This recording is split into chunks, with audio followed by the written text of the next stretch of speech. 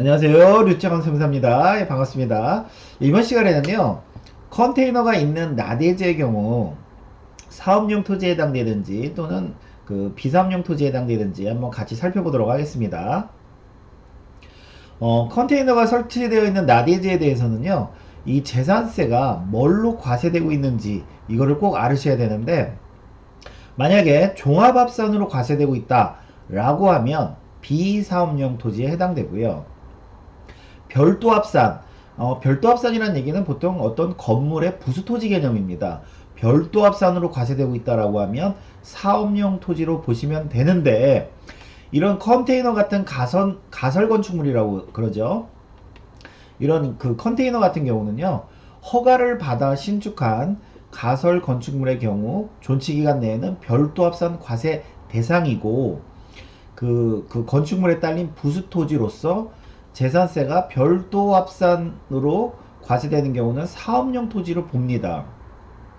만약에 이제 허가나 신고하지 않고 그냥 자기 땅에다가 컨테이너 하나 갖다 놓으면 그런 경우는 이제 비사업용 토지에 해당되겠죠. 근데 무조건 이제 허가를 받았다고 해서 다 별도 합산이 되는 건 아니고요. 이 컨테이너의 과세 표준이 만약에 이 토지의 과세 표준 이제 그 공시지가죠. 공시지가의 2%에 미달하면 2%에 미달하면 컨테이너 바닥 면적, 컨테이너가 깔고 있는 땅만 제외하고는 다 종합합산으로 과세합니다. 즉, 그 비사업용 토지가 된다는 얘기겠죠. 그래서 예를 들어서 땅은 좀 큰데 거기에 이제 컨테이너가 사이즈가 뭐 다양한데 3 곱하기 4 사이즈나 뭐 3 곱하기 6 사이즈 같은 작은 사이즈 뭐 당연히 그 과표 얼마 안 되겠죠. 2% 미달이겠죠. 이런 경우는 컨테이너가 깔고 있는 뭐 5평 이내 그것만 그 별도 합산이 되고 나머지는 종합 합산이 된다는 내용이고요.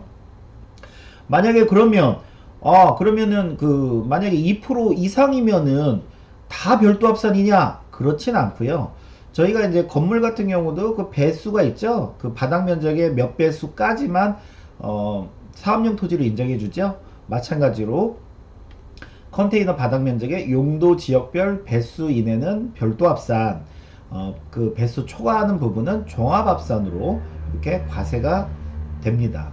그래서 뭐 사이즈 큰 거나 보통 보면은 이제 사무실로 쓰기 위해서 여러 채 컨테이너 이렇게 갖다 붙이는 경우들 있죠. 막 세 개 막 이런 식으로 가로로 갖다 붙여서 사무실처럼 쓰는 데도 있고 막 그렇죠.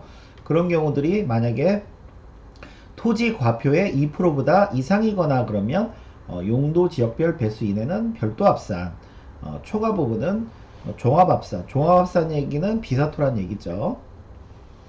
뭐 가설 건축물은 이제 정의는 잘들 아시죠?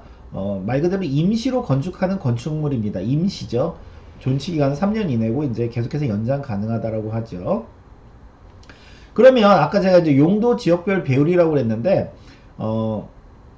저희가 그 컨테이너 그 바닥 면적의 그 용도 지역별 배수 이내는 별도 합산 사업용, 용도 지역별 배수 초과 부분은 비사업용 종합합산이라고 했는데, 그럼 용도 지역별 배수라는 건 뭐냐면 전용 주거지역은 5배, 준주거지역이나 상업지역은 뭐 3배, 일반 주거지역, 공업지역은 4배, 이렇게 우리가 토지 이용계획 확인을 띄었을 때 이런 내용들이 다 나오거든요.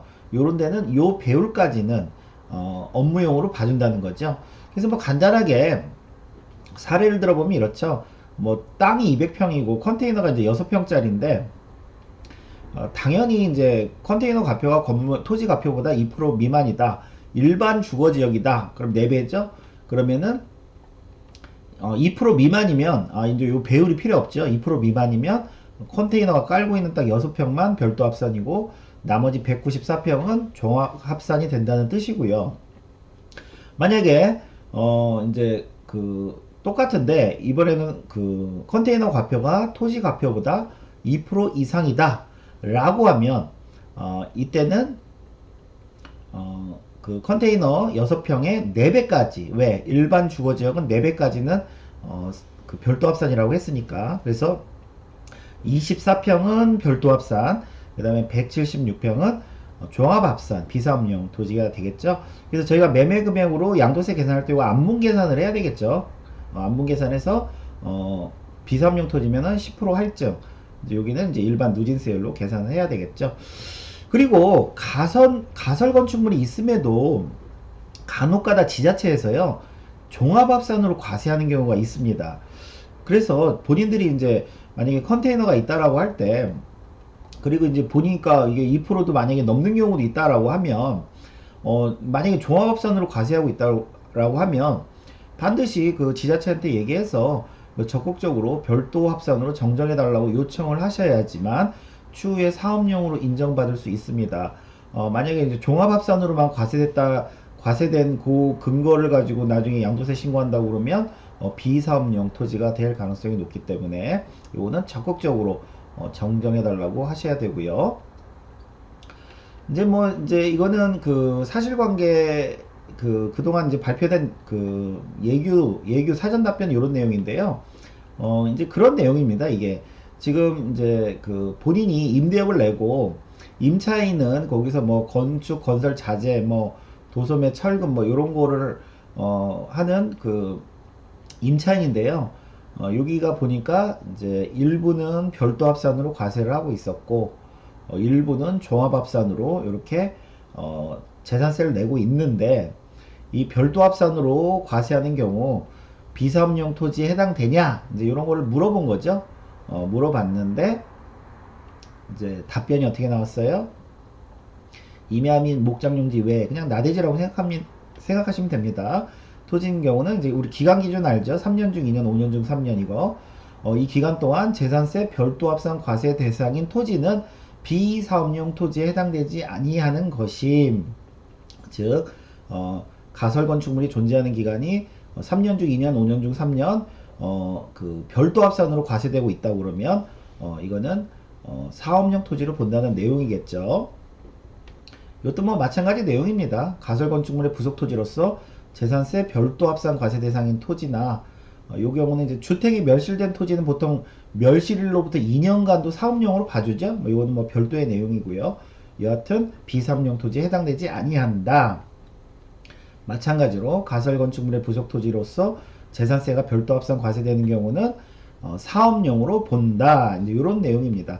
그래서 저희들이 이제 간혹 상담할 때 그 나대지에 컨테이너가 있습니다 그러면 보수적으로 그거 그냥 그 비사업용 토지입니다 라고 하는 경우도 많이 있습니다.